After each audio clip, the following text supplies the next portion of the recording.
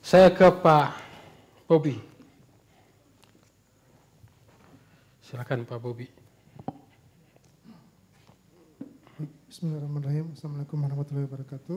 Waalaikumsalam warahmatullahi wabarakatuh.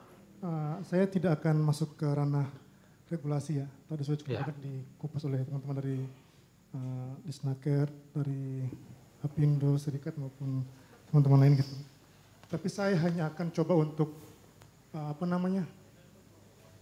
melihat apa sebenarnya latar belakang di balik Permenaker ini gitu. Karena kalau dari secara ekonomi itu dia sangat sangat pendek gitu. Ini bisa dibilang Permenaker yang berbicara masalah ekonomi yang dampaknya luas tapi dikebut dalam waktu yang sangat singkat. Menurut saya gitu ya. Nah, saya coba tadi selama di sini saya coba download langsung ya dari situsnya BPJS. Ya. Saya coba bedah sekilas ya, tapi tidak dalam. Jadi mungkin angka-angka yang saya coba itu mungkin ada sedikit kesalahan mungkin kalau soal angka yang pasnya gitu. Nah, saya coba lihat sebelum saya bahas bagaimana tentang apa yang tampil di laporan keuangan itu, saya cari yang 2021 belum ada, baru yang 2020 dan 2019. Saya coba bandingkan itu. Nah, jadi begini, intinya apapun namanya model pengelolaan sistem jaminan itu pasti mengadopsi sistem asuransi, ya, di mana premi-premi yang dibayarkan itu kemudian diakumulasikan, itu kemudian ditempatkan di instrumen tertentu yang diatur dengan regulasi itu untuk memperoleh imbal hasil. Nah, yang diharapkan dengan premi yang terbatas itu kemudian dihasilkan dari investasi itu bisa bisa mengcover klaim yang ada, klaim yang muncul. Nah, saya coba lihat ya kondisi laporan keuangan BPJS itu di tahun 2019 itu, ya ini kalau kita lihat sekilas ya, saya coba lihat dulu yang saya coba bikin. Nah, jadi secara ringkas premi-premi yang muncul tadi itu kan ditempatkan di instrumen. Tadi sudah disinggung sekilas itu ada pilihan di obligasi ya kalau kita melihat aturan dari OJK itu di Kementerian Keuangan dia minimal 50% dana kelolaan itu harus ditempatkan di SUN. Kenapa SUN? Karena SUN itu adalah suatu usaha negara. Itu merupakan obligasi yang dijamin oleh pemerintah. Jadi kenapa BPJS kemudian Asabri itu diarahkan ke SUN? Karena dalam istilah moneter kami itu adalah salah satu mekanisme untuk menjaga kestabilan ekonomi. Jadi uang yang dikeluarkan itu diserap oleh diserap oleh lembaga penyelenggara sistem jaminan, kemudian nanti uang itu kan dipakai untuk menambal defisit APBN yang ada. Itu siklusnya seperti itu, seperti itu. Nah, jadi kalau kita lihat di tahun 2020 itu jumlah iuran yang berhasil dihimpun oleh BPJS TK itu tidak sebanding dengan jumlah klaim yang terjadi. Ya, jadi kalau kita lihat angka-angkanya itu jumlah iuran yang naik di tahun 2019 ke tahun 2020 kita bisa lihat angkanya langsung ada di situsnya itu langsung terbuka. Itu hanya naik 1,9 triliun tahun 2020. Sedangkan akumulasi klaim itu naik kurang lebih 6 triliun. Itu defisit pertama. Jadi sekarang jadi gini pertanyaannya, apakah iuran diperhitungkan tidak ke dalam membayar klaim? Harusnya secara aturan ya, ini mungkin bisa kalau koreksi, secara aturan aktuaria, kan dulu juga saya pernah membidangi aktuaria itu tidak boleh iuran langsung dipakai untuk membayar menangani klaim. Dia harus diperhitungkan ke dalam akumulasi modal dulu yang diinvestasikan. Hasilnya itulah yang kemudian dibayarkan. Nah, kalau kita bandingkan dengan kenaikan hasil investasi itu hasil investasi itu hanya naik 1 triliun. Jadi iuran naik 1,9 triliun, sedangkan hasil investasinya itu hanya naik 1 triliun. Jadi dari yang tadinya 22, sekian triliun ya di tahun 21,2 triliun di tahun 2019 hanya naik sebesar 22,9 triliun di tahun 2020. Hanya naik 1, triliun, tidak sampai 2 triliun. Sedangkan klaimnya itu naik dari 27 triliun di tahun 2019 menjadi 33 triliun di tahun 2020. Artinya ada kenaikan 6 triliun. Ada defisit 5 triliun rupiah. Nah, akumulasi ini kemudian ditambah dengan beban operasional dan seterusnya itu menghasilkan arus kas negatif, Pak. Nah, ini yang arus kas negatif. Arus kas negatif untuk BPJS itu di tahun 2020 yakni dia negatif berapa ini? 141 miliar kurang lebih. 1,4 miliar dibandingkan dengan arus kas positif di tahun 2019 yang 100 miliar. Di dalam analisis keuangan itu kita tidak melihat laba. Laba itu kan sifatnya akrual ya. Tapi arus kas itu yang penting, Pak. Arus kas itu menentukan itu yang uang resmi keluar. Jadi begini, kalau memperhitungkan laba itu sifatnya itu ada yang sifatnya cash accrual basis. Artinya dia diperhitungkan meskipun uangnya belum ada sudah diklaim dia untung. Sama kayak ini juga. Jadi uangnya ditaruh di SUN, ditaruh di saham, ada floating profit, diklaim dia untung. Pada saat nanti ada klaim ini turun, nah itu udah loss. Nah, disitulah masalahnya. Jadi arus kas uang real yang terjadi di dalam BPJS itu minus, Pak, di tahun 2020 kemarin. Minus 100 sekian miliar. Artinya dibandingkan dengan tahun 2019 ke tahun 2020 itu ada penurunan arus kas sebesar 233%. Nyaris ya, ini saya hitungan kasar. Ada penurunan hampir 233% arus kasnya. Ini tidak sehat ini. Ini tidak sehat bagi sebagai lembaga pengelola jaminan sosial. Nah, efeknya apa? Ini efeknya apa? Tentunya Dewan Pengawas pasti akan mempertimbangkan ini. Itu bisa dilihat di situsnya langsung ada. Itu Dewan Pengawas pasti akan memperhitungkan ini. Karena dikhawatirkan di tahun 2021 ini makin parah. Kita akan coba tunggu, nanti bagaimana laporan keuangan di tahun 2021 itu. Nah, kalau ini makin parah, apa yang akan terjadi? Otomatis BPJS sebagai pihak pengelola itu akan mengambil yang namanya itu istilahnya itu kalau di kami rebalancing portofolio.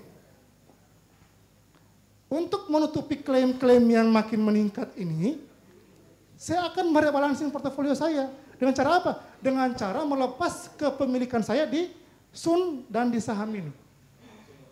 Bisa dibayangkan apa yang akan terjadi. Yang melepas ini, Pak, bukan saya atau bukan Sandiaga Uno yang hanya punya 3 triliun. Yang punya dana kelolaan 300 triliun rupiah. Hampir kurang lebih 15%-nya APBN kita.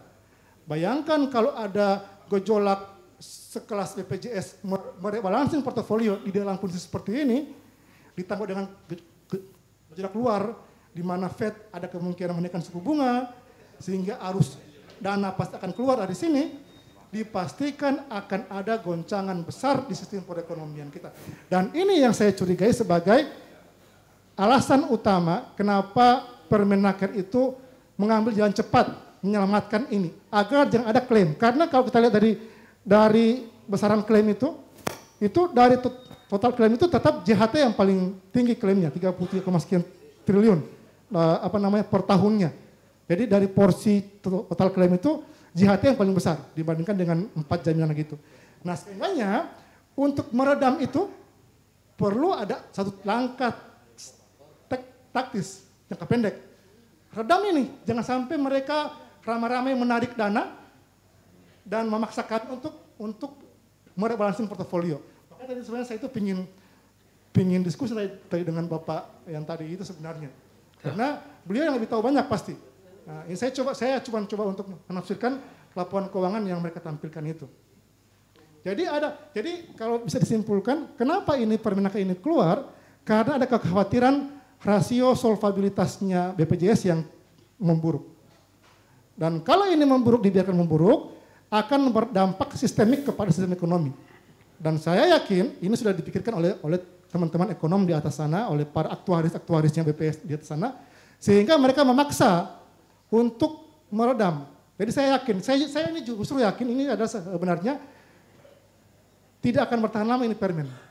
Ini hanya akan meredam sesaat sampai kondisi ekonomi ini stabil. Karena ada kemungkinan dia akan bisa dicabut. Karena untuk meredam ini Pak, jangan sampai ada ras di sistem ekonomi kita. Jangan sampai, karena kan kalau perusahaan semuanya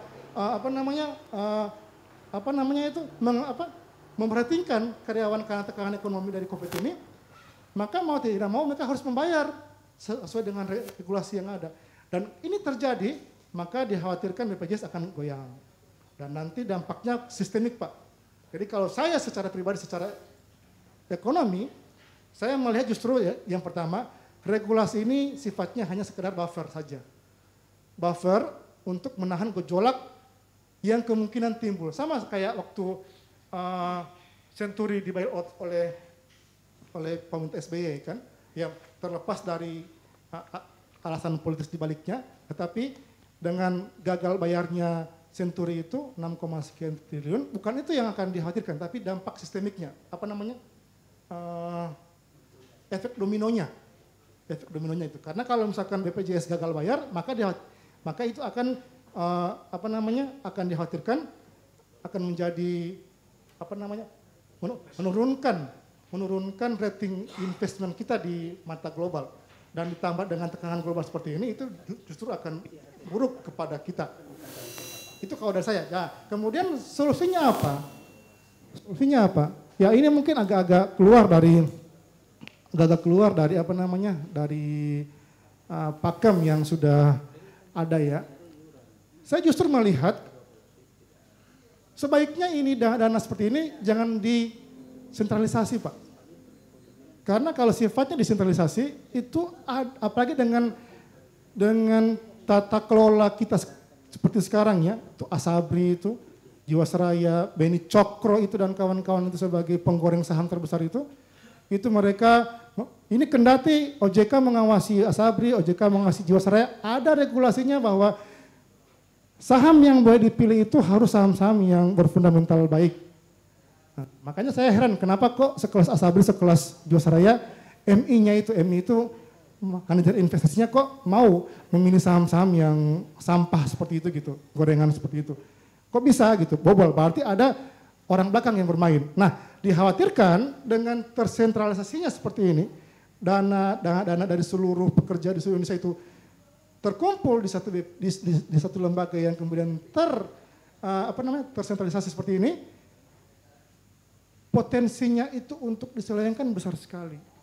Saya lebih setuju dengan modelnya Amerika ya, meskipun tidak bisa juga diadopsi mentah-mentah ya, karena mereka kan sistemnya dengan negara bagian ya. Tapi kita bisa adopsi mungkin, misalnya itu adalah setiap BPJS, oke lah janganlah mungkin provinsi, kanwil BPJS itu mungkin diberikan kewenangan untuk mengatur alokasi portofolio mereka. Sehingga untuk meminimalisir bias yang tadi itu, bias risiko penggelapan, moral hazard yang mungkin terjadi antara para pengelola dana dengan manajer investasi dan seterusnya gitu. Karena kalau misalkan ini dipecah-pecah, tentunya BPJS pusat masih tetap untuk melihat, meregulasi bahwa setiap kanwil harus menempatkan porsinya itu sesuai ini. Tapi jangan diatur, jangan semuanya tersentralisasi kemudian diatur dipilah-pilah seperti itu gitu. Itu bahaya. Kalau menurut saya itu bahaya karena kalau Bapak tadi investasi kan, jangan tempatkan telur di satu keranjang itu begitu. Jadi kalau misalkan semua dan ini terhimpun 300 triliun lebih ini terhimpun di satu pusat, kemudian dikelola oleh satu lembaga tertentu, ini potensinya sangat besar untuk dimainkan.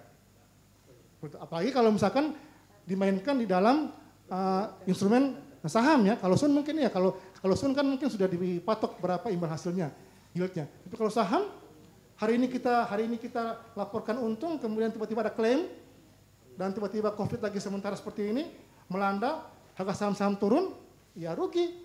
BPJS kalau dipaksa seperti itu, dia harus merevaluasi portofolio, yang paling gampang dilepas yang mana? Bukan Sun. Sun itu kan dia harus bisa dilepas setelah ada masa tenornya habis. Contoh misalkan, Pak Hadi beli Sun yang diterbitkan oleh Menkeu dengan tenor 10 tahun. Tidak boleh Pak Hadi ambil di tengah-tengah, harus menunggu sampai selesai 10 tahun baru dibayarkan kembali pokoknya. Nah, yang mana yang bisa dicairkan secara langsung? Saham. Bayangkan kalau misalkan tiba-tiba sekelas Asabri, sekelas BPJS melepas sahamnya, goncangan besar Pak pasti. Goncangan besar pasti di pasar keuangan kita, sehingga itu dikhawatirkan oleh pemerintah, saya yakin itu, sehingga memaksa mereka untuk mengambil langkah pendek untuk mencegah agar solvabilitasnya BPJS ini jangan sampai memburuk. Dengan cara apa? Mengerem klaim dari JHT itu. Sehingga inilah muncul permen ini. Jadi untuk mengerem agar jangan sampai dana ini diambil serentak, merusak solvabilitas, memaksa BPJS merebalansing portofolio, dan akhirnya membuat goncangan di sistem ekonomi kita. Itu kira saya, itu saya lihat dari situ. Terima kasih. Kira-kira prediksi Pak Bobi biasa berapa lama ditahan? Prediksi ya? Kalau belajar dari kasusnya 2008 ya, Amerika, ini kita ini kan bisa dibilang masih baru dalam hal seperti ini. Iya. Indonesia itu masih dibilang negara baru dalam hal, belum punya pengalaman malah. Belum punya pengalaman di dalam mengolah dana seperti ini. Ya kan, dulu memang ada Aztec, tapi kan sebenarnya kan parsial. Aztec, ada Askes, ada Aztec, tapi sifatnya parsial. Belum menghimpun suatu dana besar seperti ini. Nah, kalau kita belajar dari pengalaman Amerika itu biasanya itu ada lagging time 5-10 tahun. Untuk menormalkan ini. Apalagi kalau misalkan kalau kita lihat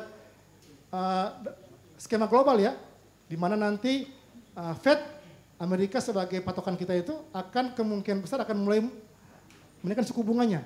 Suku bunga mulai naik, maka otomatis dana asing itu akan keluar dari sana. Nah, untuk meredam ini diperlukan langkah teknis. Jadi saya berprediksi, kalaupun ini akan dicabut paling di 5-10 tahun ke depan. Permen ini ya, karena sifatnya untuk meredam gejala yang kemungkinan timbul untuk yang nanti bisa berdampak sistemik ke perekonomian.